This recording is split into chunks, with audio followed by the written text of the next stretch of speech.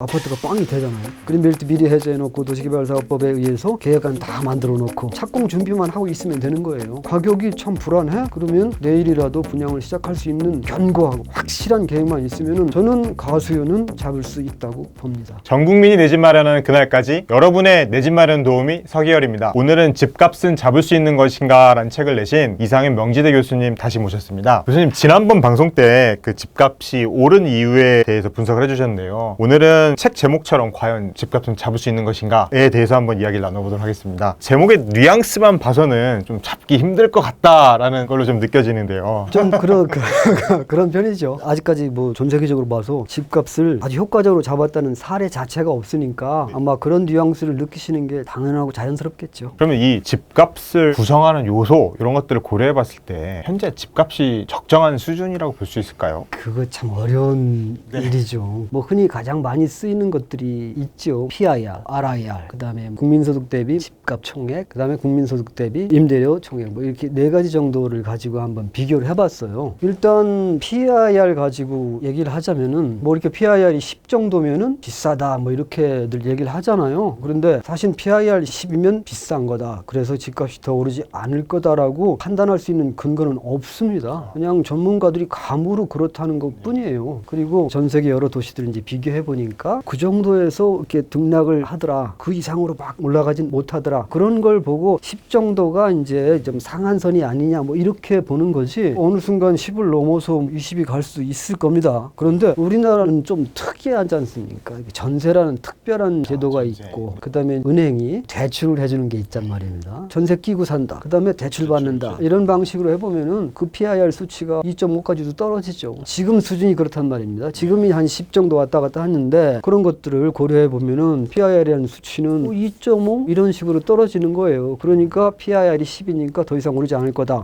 그거는 이제 반대로 이렇게 얘기할 수 있죠. PIR을 그렇게 믿을 수 있다면 집값이 4배는 오르겠네. 그렇죠. 그다음에 이제 RIR 같은 거 이렇게 렌트비가 얼마나 드느냐. 그것도 미국 LA 같이 좀 비싼 동네하고 비교를 해봤습니다. 그러면은 상당히 싼 편이에요. 비교해서 싸다고 말씀드린 겁니다. 이제 LA와 비교했을 때 여전히 상승할 수 있는 여력은 충분히 있죠. 그 수치로만 보자면 오른다고 봐야죠. 그리고 거기다가 이런 부사를 쓸 수 있겠네요. 상당히 오르겠죠. 우리가 뭔가를 안 한다면. 그렇다면 아직까지 꽤 오를 수 있을 정도의 여력이 있다라는 말씀이신데요. 그러면 집값은 과연 언제까지 오를 수 있을까요? 집값은 그 네 가지 수치로 100% 정확하게 확인할 수 없는 겁니다. 하지만 그 수치로만 본다면 2배, 3배 오를 수 있는 것처럼 여지가 보이죠. 충분히 있다라는 거죠. 네. 그렇다면 이제 서울 집값이 오르는 게 어떻게 보면 현재 상황만 놓고 봤을 때는 당연한 것이다. 저는 그렇게 봅니다. 우리가 특별하게 노력을 하지 않는다면 서울의 집값은 오르는 건 당연한 겁니다. 왜일까요? 자산이라는 것의 가치를 알고 그걸 살려고 하는 사람들이에요. 부자가 되면은 돈을 쓰는 패턴이 달라집니다. 그 집값이 왜 오르냐면은 우리가 이렇게 먹고 살기 어려우실 때는 정말로 이렇게 하루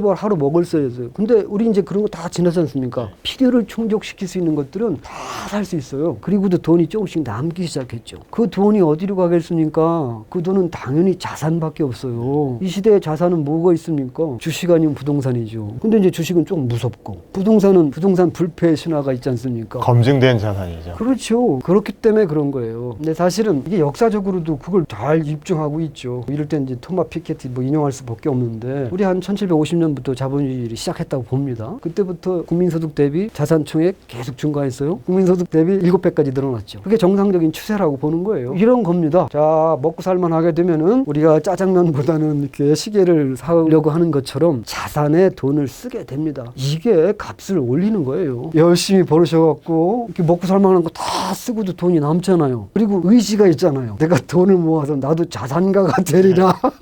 그런 의지가 있죠. 자본주의 사회니까요. 예, 돈 안 쓰고 모아요. 그냥 막 쓰면은 집값이 안 올라가요. 근데 저축을 엄청나게 합니다. 그래서 이분들이 보통 상위 5% 정도 되는 사람들은 한 10년이 지나면은 서울에 있는 조그만 집을 살 만한 돈이 생깁니다. 그리고 자기가 예전에 사놨던 집값이 올라가잖아요. 주담대 대출 또 받을 수 있죠. 그 돈 어떻게 하겠습니까? 주식은 무서워서 조금 어렵고요. 그 돈 부동산으로 가는 거예요. 앞으로 근 미래에 그게 변할 것 같습니까? 안 변하죠. 그러니까 가격이 오르는 거예요. 있죠. 결국엔 이게 말씀하신 그 가수요라고 볼 수 있는 그렇죠. 거죠. 그래서 이런 가수요가 결국 집값을 끌어올렸다고 말씀하셨는데, 그렇다면 정부의 대책은 이런 가수요를 잡는 차원으로 가야 되겠다, 이렇게 봐야 될까요? 저는 그렇게 생각을 하는 거죠. 실수요에 부응하는 거는 그대로 가는 겁니다. 그러니까 가수요에는 부응하지 않고 이제 대응을 해야죠. 가수요에 대응을 해야 됩니다. 근데 이제 정부 정책 비판자들은 가수요에 대응하는 방법으로 공급을 해라, 즉 가수요에 부응을 하라고 요구를 하고 있죠. 부동산 집값이 오르니까 공급을 해야 된다라고 주장하시는 분들 그 뒤도 있지 않습니까? 공급을 하고 난 다음에 무슨 일이 벌어지는지. 공급을 하면 집값 잡힐 수 있어요. 잡힐 수 있을 것 같아요. 괜히 규제나 막 이런 것들로 막 틀어막다가 터지기 시작하면은 급등 폭등을 하죠. 차라리 조금씩 올리는 게 전체적인 상승 총량으로 보면 더 작을 수가 있어요. 어떤 긍정적인 효과를 충분히 기대할 수 있습니다. 그런데 우리 흔히 부작용이라고 부르는 건데 그거 있지 않습니까? 부작용.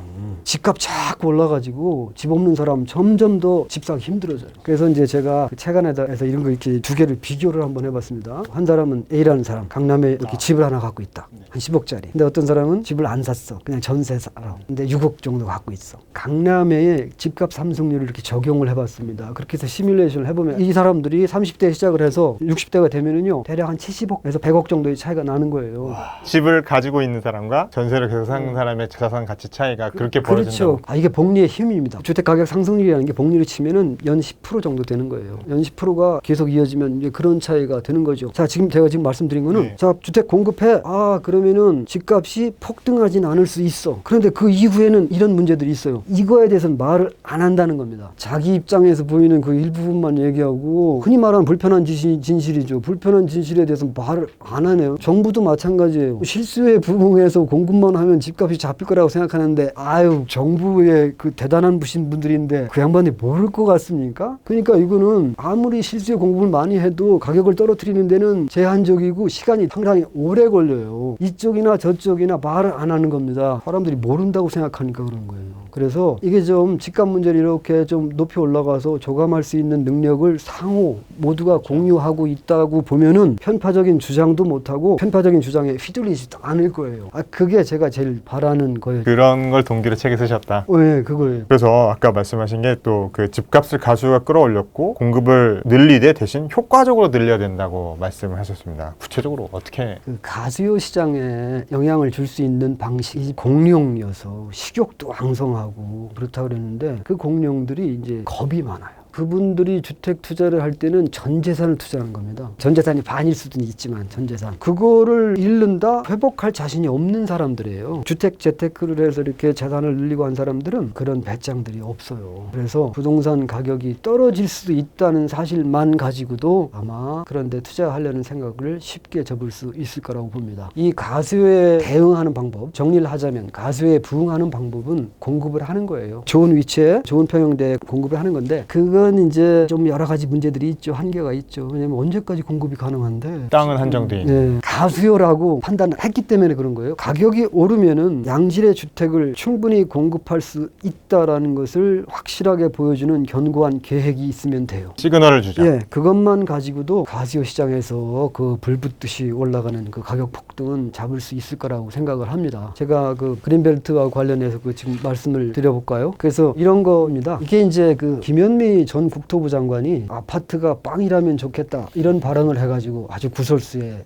올랐습니다. 빵 투아네트 뭐 이런 말도 듣고 그랬는데, 제가 그걸 듣고 이런 생각을 하게 됐어요. 아파트가 빵이면 참 좋긴 하겠다. 우리가 아파트를 빵처럼만 만들 수 있으면 가격이 오르지 않을 것 같지 않습니까? 계속 필요할 때 공급할 수 있다면. 있다면 안 올라요. 그 비근한 사례가 한 30년 전에 철근 파동이라는 게 있었습니다. 철근이 부족해서 건물을 못 지었어요. 그래서 이제 건축물 공급이 없었죠. 그러면 이제 수요는 그대로인데 공급이 딸리니까 당연히 가격이 올라가겠죠. 근데 가격 안 올라갔습니다. 그 이유는 철근 파동, 철근 자재가 부족한 거는 조만간 해결될 거라고 생각을 했기 때문에 가격 안 올라가는 거예요. 자, 아파트 없어? 없을 것 같은데, 더 이상 지을 땅도 없을 것 같은데, 그럼 가격 올라가죠. 그런데 아파트 충분히 공급할 수 있어? 한번 이 계획을 볼래? 라고 하면은 못 올라갑니다. 그런데 이제 아파트가 있어 했을 때 있긴 있는데 8년 후에 나와 이러면 안 되죠. 거죠.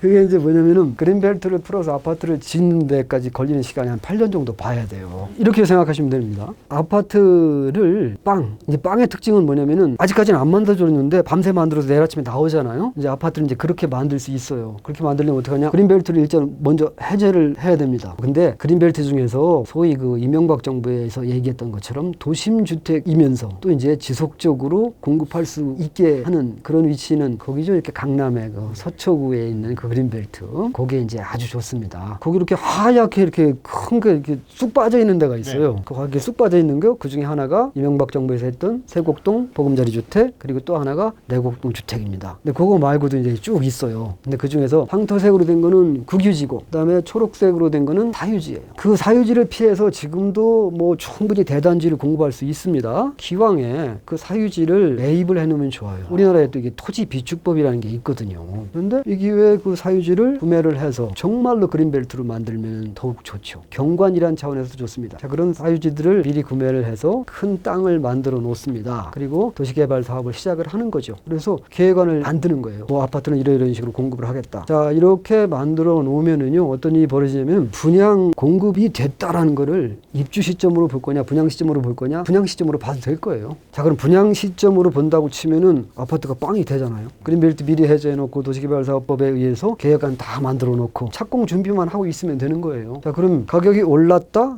그러면 땅도 있고 계획안도 다 있습니다. 자, 내일부터 분양 시작하겠습니다. 이렇게 할 수 있죠. 미리 준비만 해놓는다면. 이명박 정부 때 했던 세곡동하고 내곡동 그걸 제외한 나머지 부분의 면적이 얼마쯤 되냐면은 자료 화면에서 보시면 이렇게 또 빨갛게 좀 표시한 부분이 있어요. 그게 뭐냐면 경사도 25%를 한번 또 제외해 본 거예요. 현위관리법에 의하면은 경사도 25도 이상은 못 짓게 했어요. 그래서 25도를 제외하고 대략 한 800만 평 정도가 나오거든요. 근데 이제 우리가 용적률 한번 최대로 쳐볼게요. 용적률 300%. 그럼 한 2,400만 평쯤 돼요. 그럼 거기에다가 24평짜리로 공급을 하면은 85만 채가 공급이 가능합니다. 현재 서울 시내 주택은 한 380만, 390만 채가 되니까 대략 한 4분의 1에서 5분의 1 정도가 추가 공급될 수 있는 거고 그걸 금액으로 환산하면요. 지금 뭐 강남 아파트 평당 가격이 가장 높은 거는 뭐 2억 가까이도 갔다고 하는데 한 1억만 잡으면은 대략 2천조 원쯤 됩니다. 2천조라는 거를 어느 시장이 받아줄 수 있겠습니까? 뭐 제 생각이에요. 그냥. 근데 어쨌든 이런 계획을 진짜로 다 이렇게 조감독까지 다 그리는 거죠. 가격이 참 불안해? 그러면 내일이라도 분양을 시작할 수 있는 견고하고 확실한 계획만 있으면은 저는 가수요는 잡을 수 있다고 봅니다. 그러니까 아파트라는 게 공급되기까지 걸리는 시간이 상당히 있기 때문에 이거를 정부가 공급 대책을 마련하더라도 공급이 효과가 나는데 상당히 시간이 걸리는 것이고 그렇기 때문에 방금 말씀하신 부분들은 이거를 효과적으로 수요를 이렇게 대처하기 위해서는 충분히 준비를 해서 바로 공급할 수 있는 이런 시스템을 만들어 놔야 된다.